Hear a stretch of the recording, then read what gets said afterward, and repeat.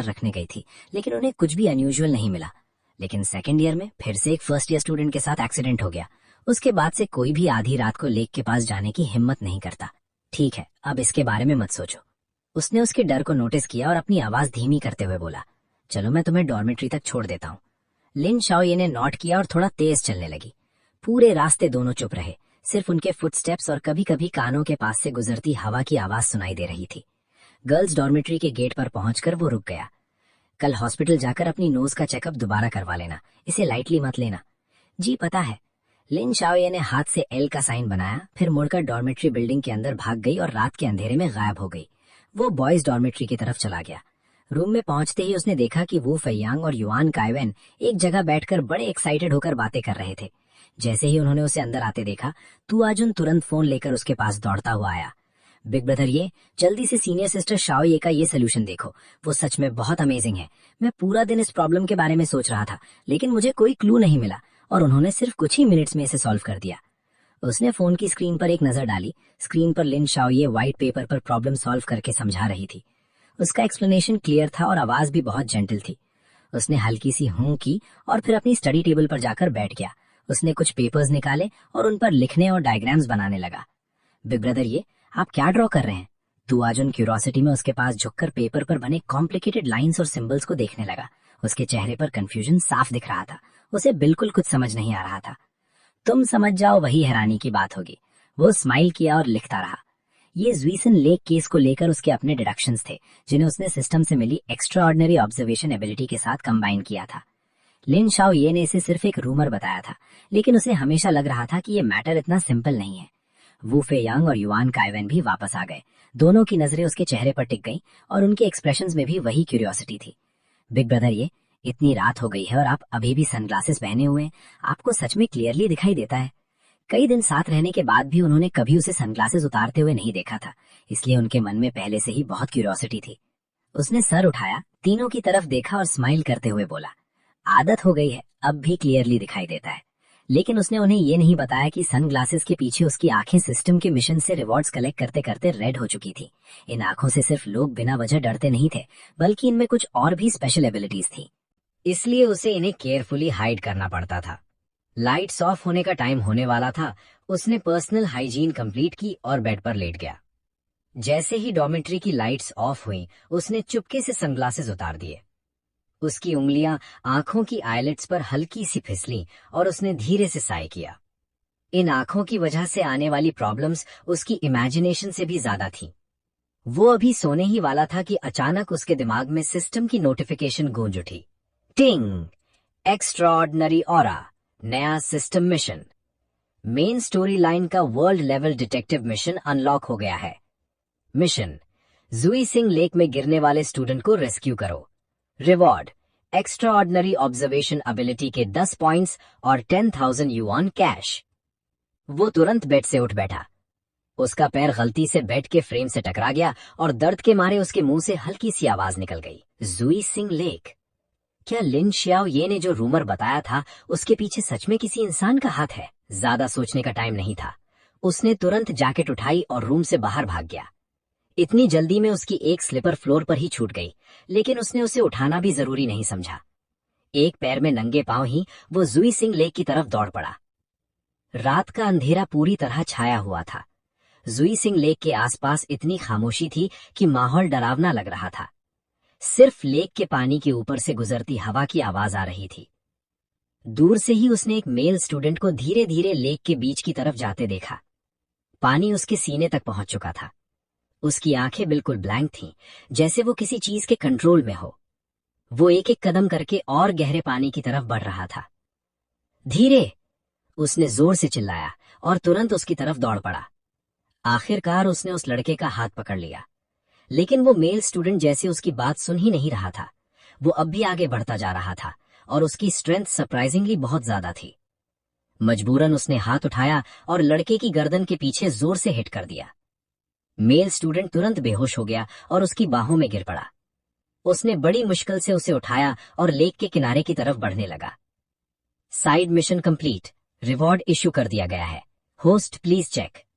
System की notification सुनाई दी।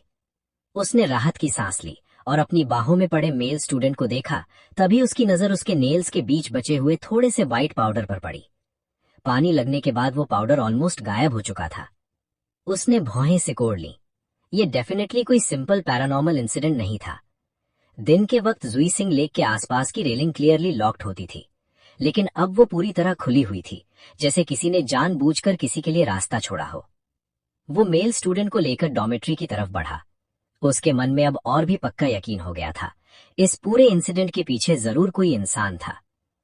Room में पहुंचने पर उसके तीनों रूममेट्स अभी भी गहरी नींद में सो रहे थे।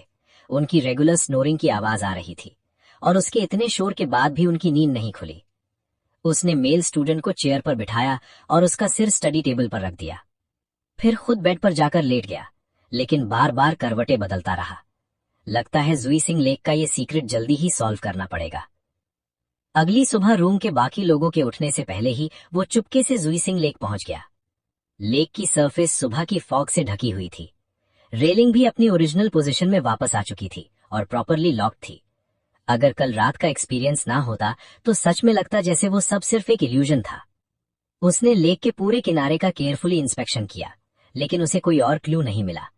मजबूरन उसे फिलहाल इस मैटर को छोड़ना पड़ा।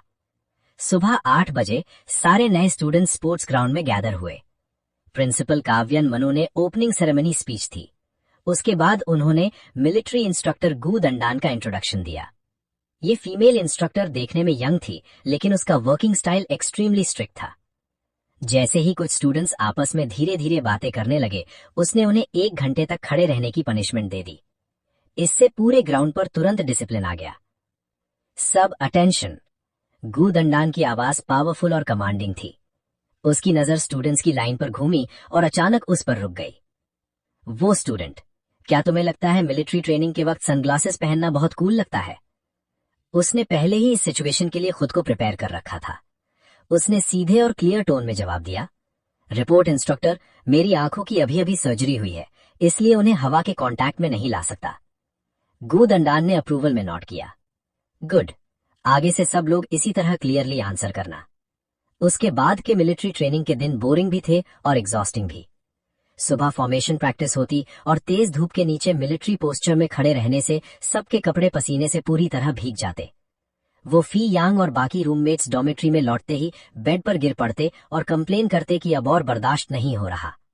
सिर्फ वो ही कंप्लीटली रिलैक्स था। सिस्टम से मिली फिजिकल स्टैट्स की वजह से उसकी बॉडी ऑलरेडी नॉर्मल लोगों से काफी ज्यादा स्ट्रांग थी। वो फिजियंग अपनी अनइवन सनबर्न वाली स्किन को छूते हुए ऑलमोस्ट रोने लगा और फेस मास्क और सनस्क्रीन खरीदने की डिमांड करने लगा। युएन काइवेन ने उसे टीज किया, थोड़ी देर पहले तक तुम बोल रहे थे कि इंस्ट्रक्टर बहुत जेंटल है, अब समझ आ गया ना? उनकी मस्ती देखते हुए उसे अचानक लिन शाओ ये याद आ गई। जुई सिंह लेक के रूमर्स के बारे में और इन्फॉर्मेशन लेने के लिए उसने फोन निकाला और उसे कॉल किया। लिन शाओये ने अभी एक कॉन्टैक्ट लेंस ही लगाया था। जैसे ही उसने उसका कॉल देखा, तुरंत फोन रिसीव कर लिया। उसने उसे डिनर पर इनवाइट किया और साथ ही कुछ चीजों के बारे में पूछने की बात कही। लिन शाओये खुशी खुशी अग्री हो गई, लेकिन फोन रखने के बाद उसे पता चला कि उसका दूसरा कॉन्टैक्ट लेंस पता नहीं कहाँ गिर गया था। मजबूरन उसने काफी टाइम से धूल खा रहे अपने ग्लासेस निकाले और पहन लिए। वो गर्ल्स डॉर्मेट्री के गेट पर उसका वेट कर रहा था। जैसे ही उसने लिन शाओये को ग्लासेस में देखा, वो टीज किए बिना नहीं रह सका। नॉर्मली तुम हमेशा कॉन्टैक्ट लेंसेज पहनती हो, मुझे नहीं पता था कि तुम्हें भी चश्मे का नंबर है। कभी कभी ग्लासेस पहनना भी बुरा नहीं लगता। लिन शाओये ने प्लेफुल एक्सप्रेशन के साथ ग्लासेस को एडजस्ट किया और अचानक उसका हाथ पकड़कर तेज चलने लगी। जब तक ऑप्टिकल शॉप बंद नहीं हुई है, मुझे एक नया पेयर ऑफ कॉन्टैक्ट लेंसेज बनवा लेना चाहिए। शॉप पर पहुंचकर लिन शाओये ने अपना आई पावर बताया। शॉपकीपर ने तुरंत उसके लिए सूटेबल कॉन्टैक्ट लेंसेज निकाल दिए। उसकी नजर वॉल पर लगे कलर्ड कॉन्टैक्ट लेंसेज के पोस्टर पर पड़ी। तभी उसे अपनी ब्राइट रेड आईज याद आ गईं। उसने पूछा, क्या ऐसे कलर्ड कॉन्टैक्ट लेंसेज हैं जो नॉर्मल ह्यूमन आईज जैसे लगते हो? शॉपकीपर ने कुछ ग्लास बॉटल्स निकालकर सामने रख दी। लिन शाओये भी पास आई और उसकी हेल्प करते हुए एक ऐसा लेंस चूज किया जो काफी नेचुरल लग रहा था। पेमेंट के वक्त उसने जल्दी से खुद ही पैसे पे कर दिए। लिन शाओये का फेस थोड़ा रेड हो गया और उसने सॉफ्टली थैंक यू कहा। उसके मन में एक स्वीट सी फीलिंग आ गई। ऑप्टिकल शॉप से बाहर निकलते ही लिन शाओये ने क्यूरियोसिटी से पूछा, तुमने थोड़ी देर पहले कहा था कि तुम्हें मुझसे कुछ पूछना है, क्या बात है? मैं जुई सिंह लेक के आसपास की सारी रूमर सुनना चाहता हूँ, उसने सीरियस एक्सप्रेशन के साथ कहा। मुझे ये भी लगता है कि जो स्ट्रेंज इंसिडेंट्स हुए हैं उनके पीछे किसी इंसान का हाथ हो सकता है। लिम त्याओजिया शॉक्ड हो गई। उसने जल्दी से अपना मुंह ढक लिया और धीरे से बोली, तुम्हें भी कुछ गड़बड़ लग रही है क्या? जब मैं पहली बार कॉलेज आई थी तब मुझे भी घोस्ट वाली बातों पर यकीन नहीं था। मैं अपनी रूममेट के साथ कई दिनों तक वहां नजर रखती थी, लेकिन कुछ भी अनयूजुअल नहीं मिला। लेकिन सेकेंड ईयर में एक और फ्रेशर लेक में डूब कर मर गया। पुलिस को भी कोई क्लू नहीं मिला। उसके बाद से कोई भी वहां जाने की हिम्मत नहीं करता। वो एक पल के लिए रुकी, फिर बोली, कुछ लोग ये भी कहते हैं कि लेक के नीचे एक टावर है जो इविल स्पिरिट्स को सील करके रखता है। प्रिंसिपल ने एक बार फेंगशुई मास्टर को भी बुलाया था, और जो भी लोग मरे हैं वो सब नए फ्रेशमैन थे। हर साल जब नया एकेडमिक ईयर स्टार्ट होता है तब कोई ना कोई इंसिडेंट जरूर होता है। दोनों बात करते हुए कॉलेज की तरफ जा रहे थे। जब वो यानहाई सिटी हॉस्पिटल के पास से गुजरे तब रिसेप्शन हॉल से कुछ शोर सुनाई दिया। कोई हेल्प करो प्लीज, मेरी बहन को बचा लो। ये आवाज उसे थोड़ी फेमिलियर लगी। वो रुक गया और लिम त्याओजिया से बोला, मैं अंदर जाकर देखता हूँ। भीड़ को साइड करते हुए उसने देखा कि कल वाला यंग थग खे जिंगक्वांग जमीन पर घुटनों के बल बैठा हुआ था। उसका चेहरा आंसुओं से भरा हुआ था। उसे देखते ही खे जिंगक्वांग ने नजरें चुरा ली और शर्म से अपना सिर झुका लिया। बिग ब्रदर, मैंने आपको एम्बैरस कर दिया। क्या हुआ? उसने कोल्डली पूछा। मेरी छोटी बहन को अक्यूट मायोकार्डाइटिस है। हॉस्पिटल के सारी ट्रीटमेंट एक्सपेंसेस देने के बाद मेरे पास पैसे खत्म हो गए। हॉस्पिटल ने उसका ट्रीटमेंट रोक दिया और उसका बेड भी कॉरिडोर में बाहर निकाल दिया। मैं बिल्कुल मजबूर हो गया था, इसलिए मैंने रॉबरी करने के बारे में सोचा। लिम त्याओजिया भी अंदर आ गई। बेड पर लेटी हुई लड़की का पेल फेस देखकर वो गुस्से से कांप उठी। ये कैसा हॉस्पिटल है? इनके अंदर बिल्कुल भी इंसानियत नहीं है क्या? उसने अपना फोन निकाला और लाइव स्ट्रीम स्टार्ट कर दी। कैमरे को हॉस्पिटल बेड और आसपास खड़े सिक्योरिटी गार्ड्स की तरफ करके वो गुस्से में हॉस्पिटल के बिहेवियर को एक्सपोज करने लगी। एक सिक्योरिटी गार्ड ने यह देखा और आगे बढ़कर उसका फोन हाथ से गिरा दिया। फिर उसने लिम त्याओजिया को धक्का देने की कोशिश की। उसने तुरंत रिएक्ट किया और लिम त्याओजिया को गिरने से बचा लिया। उसकी आंखों में ठंडी सी वार्निंग थी जब उसने दोनों सिक्योरिटी गार्ड्स की तरफ देखा। तुम लोग पेशेंट को कहाँ ले जा रहे हो? एक सिक्योरिटी गार्ड ने कंटेम्प्ट के साथ जवाब दिया। ऑब्वियसली, बाहर रोड पर फेंकने। पैसे नहीं है तो ट्रीटमेंट करवाने क्यों आए हो? इतना सुनते ही उसने एक हाथ से एक गार्ड को उठाया और दोनों गार्ड्स को सीधा हॉस्पिटल के बाहर ले गया। फिर उसने उन्हें जोर से स्टेयर्स पर फेंक दिया। वहां खड़े लोग तुरंत तालियां बजाने लगे। कुछ लोगों ने अपने फोन्स निकालकर वीडियो बनाना शुरू कर दिया। लिम त्याओजिया की लाइव स्ट्रीम पहले ही इंटरनेट पर वायरल हो चुकी थी। सिर्फ कुछ ही मिनटों में उसके व्यूज मिलियन के पार पहुंच गए। वो सीधा बिलिंग काउंटर पर गया, अपना बैंक कार्ड निकाला और काउंटर पर रख दिया। हॉस्पिटल को पेमेंट कंफर्म होते ही आखिरकार खुआची कुरंग की बहन को दोबारा एडमिट करके ट्रीटमेंट कंटिन्यू करने की परमिशन मिल गई। हॉस्पिटल रूम में खुआची कुरंग उसके सामने घुटनों पर गिर पड़ा। उसकी आंखों से आंसू बह रहे थे। थैंक यू, उसने जोर से कहा। खड़े हो जाओ। फिर उसने उसे समझाया, असली स्ट्रेंथ का मतलब है जिस इंसान को तुम प्रोटेक्ट करना चाहते हो उसकी प्रोटेक्शन करना। हर बात पर इस तरह आसानी से घुटनों पर गिर जाना स्ट्रेंथ नहीं है। लिम त्याओजिया उसे देख रही थी। उसकी आंखों में एडमिरेशन साफ नजर आ रही थी। तभी उसका फोन बजा। उसकी माँ का कॉल था। फोन उठाते ही उसकी माँ ने घबराहट भरी आवाज में पूछा, क्या तुम हॉस्पिटल में इंजर्ड हो? उसकी लाइव स्ट्रीम पूरे सोशल मीडिया पर वायरल हो चुकी थी। वो उसे अपनी माँ को कामली रीअश्योर करते हुए देख रहा था। उसके दिल में अचानक एक वार्म फीलिंग आ गई। शायद इसी तरह की नॉर्मल लाइफ की वो हमेशा से क्रेविंग करता था। वो और लिम त्याओजिया हॉस्पिटल से बाहर निकले ही थे कि उसका फोन दोबारा बज उठा। फिर से उसकी माँ का कॉल था।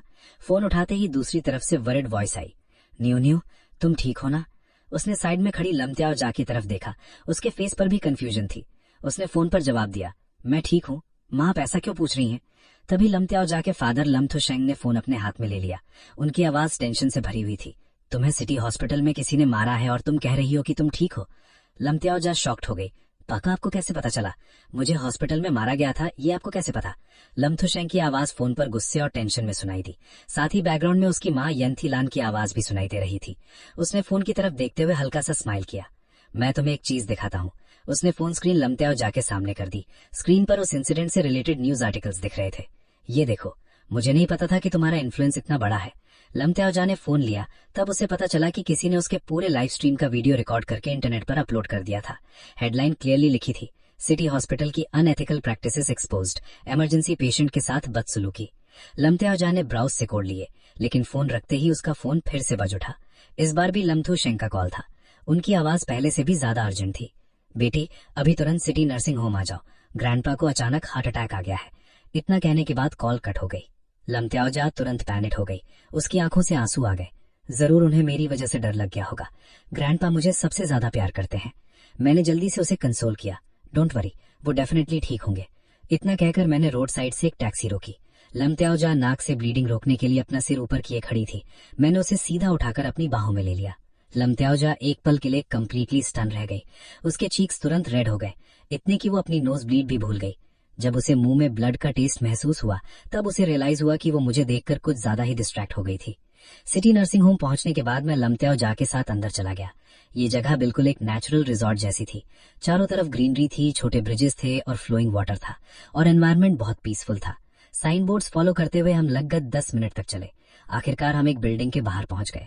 दूर से ही मैंने लम्थुशेंग और येंथीलान को बेंच पर बैठे देखा। लमत्याओजा तुरंत उनकी तरफ भागे। पापा, मॉम, ग्रैंडपा कैसे हैं?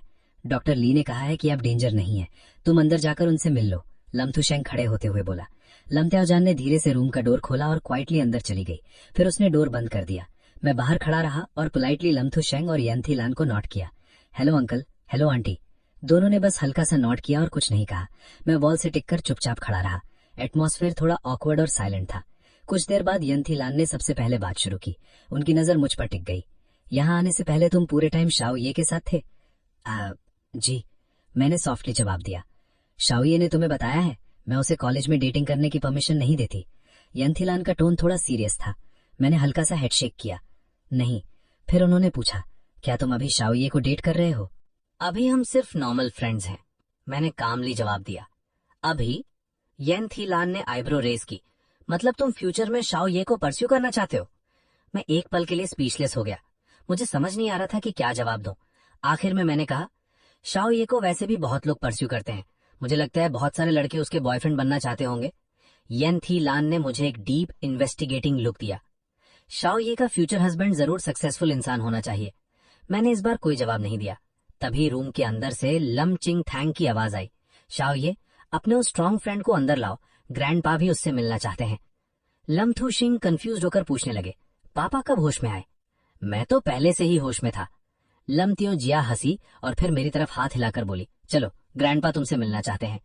मैं उसके साथ रूम के अंदर चला गया। बाहर एक छोटा सा स्टडी रूम था। एक पूरी वॉल बुक शेल्फ से कवर्ड थी, जहां बहुत सारी बुक्स, ट्रॉफीज और सर्टिफिकेट्स रखे हुए थे। उन्हें देखकर इजीली समझ आ रहा था कि इस रूम के ओनर ने लाइफ में कितनी अचीवमेंट्स हासिल की हैं। अंदर जाते ही मैंने बेड पर एक एल्डरली मैन को देखा। उनके बाल सफेद हो चुके थे, लेकिन उनकी आंखों में अभी भी शार्पनेस थी। मैंने रिस्पेक्टफुली ग्रीट किया, हेलो ग्रैंडपा। लमचिंग थैंग जोर से हंस पड़े और टीज करते हुए बोले, तो तुम ही शाओये के स्ट्रॉन्ग बॉयफ्रेंड हो? मैं ऑकवर्डली क्लैरिफाई करने लगा, हम सिर्फ फ्रेंड्स हैं। लमचिंग थैंग ने सरप्राइज से पूछा, सिर्फ फ्रेंड्स? क्या तुम लड़के नहीं हो? मैं तुरंत स्पीचलेस हो गया। लमत्योजिया जल्दी से बीच में आई और सिचुएशन हैंडल करते हुए बोली, ग्रैंडपा, अब आप इसे टीज करना बंद करो। अच्छा ठीक है, अब नहीं करूंगा। लमचिंग थैंग ने प्रिटेंड किया जैसे वो मान गए हों। फिर उन्होंने लमत्योजिया से कहा, जाओ अपने फ्रेंड के लिए एक कप पानी लेकर आओ। लमत्योजिया स्माइल करके नॉड किया और रूम से बाहर चली गई। अब रूम में सिर्फ मैं और लमचिंग थैंग थे। वो सरप्राइजिंगली एनर्जेटिक तरीके से बेड से नीचे उतरे और मुझे हेड टू टो ऑब्जर्व करने लगे। अच्छी पर्सनैलिटी है तुम्हारी। तुम्हें देखकर तो ये ओल्ड मैन भी थोड़ा नर्वस फील कर रहा है। फिर मेरी आउटफिट को देखकर बोले, ये आउटफिट भी काफी कूल है। इतना कहकर उन्होंने मेरे सनग्लासेस को टच करने के लिए हाथ बढ़ाया। मैं तुरंत साइड हो गया। मैं बस डर रहा हूं कि कहीं आप मुझसे डर ना जाए। लमचिंग थैंग का हाथ हवा में ही रुक गया। फिर उन्होंने मुझे बेड के पास बिठाया और सीधा पूछ लिया, डू यू लाइक आवर शाओये? मैं एक पल के लिए समझ ही नहीं पाया कि क्या जवाब दूं। लमचिंग थैंग ने खुद ही बात कंटिन्यू की, हमारी शाओये ब्यूटीफुल भी है और काइंड हार्टेड भी, और उसका टैलेंट भी अच्छा है। उसकी मदर की बात मत सुनना, वो कहती रहेगी कि कॉलेज में डेटिंग अलाउड नहीं है। कॉलेज में डेटिंग नहीं करोगे तो बाद में रिग्रेट करोगे। इस एज का लव ही सबसे प्योर होता है। मैं समझ नहीं पा रहा था कि उन्हें क्या जवाब दूं। तभी लमत्योजिया टी लेकर रूम में वापस आ गई। उसने क्यूट सा पाउट बनाते हुए कहा, ग्रैंडपा, आप फिर क्या नॉनसेंस बातें कर रहे हो? नॉनसेंस नहीं कर रहा, बिलीव नहीं होता तो उसी से पूछ लो। लमचिंग थैंग ने मेरी तरफ मुड़कर पूछा, वैसे तुम्हारा नाम क्या है? ज़िएब बकनिन, मैंने जल्दी से जवाब दिया। लमचिंग थैंग मेरे पास थोड़ा झुके और इतनी धीमी आवाज में बोले कि सिर्फ हम दोनों ही सुन सकें, मैं तुम्हें एक सीक्रेट बताऊं? तुम पहले मेल क्लासमेट हो जिसे शाओये अपने घर लेकर आई है। बस तुम्हें ट्राई करते रहना चाहिए। तुम थोड़े एम्बैरेस हो गए। ये देखते ही लमत्योजिया ने जल्दी से तुम्हारा हाथ पकड़ा और तुम्हें बाहर खींच ले गई। ग्रैंडपा, कॉलेज में मुझे एक अर्जेंट काम है, मैं पहले जा रही हूँ। नेक्स्ट वीक ज़िएब बकनिन को भी साथ लेकर आऊंगी। पीछे से लमचिंग थैंग की आवाज आई, ठीक है, नेक्स्ट वीक उसे जरूर लेकर आना। दोनों नर्सिंग होम से बाहर निकल गए। लमत्योजिया ने रिलीफ की सांस ली और थोड़ी एम्बैरेस होकर बोली, मेरी मॉम और ग्रैंडपा ने जो कुछ कहा उसके लिए सॉरी, उनकी बातों की वजह से तुम्हें ऑकवर्ड फील हुआ होगा। तुमने एडमिरेशन के साथ कहा, ऐसा क्यों? तुम काफी लकी हो, कम से कम तुम्हारे पास ऐसे फैमिली मेंबर्स हैं जो तुम्हारी केयर करते हैं। लम थियोजिया ने क्यूरियोसिटी से पूछा, तुम्हारे पेरेंट्स तुम्हारी केयर नहीं करते? तुमने हेल्पलेसली शोल्डर श्रग किए। जितना मुझे याद है तब से मैं हमेशा अकेला ही रहा हूँ। लम थियोजिया के स्टेप्स अचानक रुक गए, उसके फेस पर रिग्रेट आ गया। सॉरी। कोई बात नहीं, अब तो आदत हो गई है, तुमने स्माइल करते हुए जवाब दिया। तभी तुम्हारा फोन बजा। कॉल हुआची क्वांग का था। फोन उठाते ही तुमने जल्दी से पूछा, हॉस्पिटल में फिर कोई प्रॉब्लम हो गई है? हाँ, हॉस्पिटल डायरेक्टर खुद वार्ड में आ गया है। हुआची कॉन्ग की आवाज फोन से आई। तुमने तुरंत कहा, उन्हें मेरा वेट करने को बोलो, मैं आधे घंटे में पहुंचता हूँ। इतना कहकर तुमने कॉल कट कर दिया और लम थियोजिया से कहा,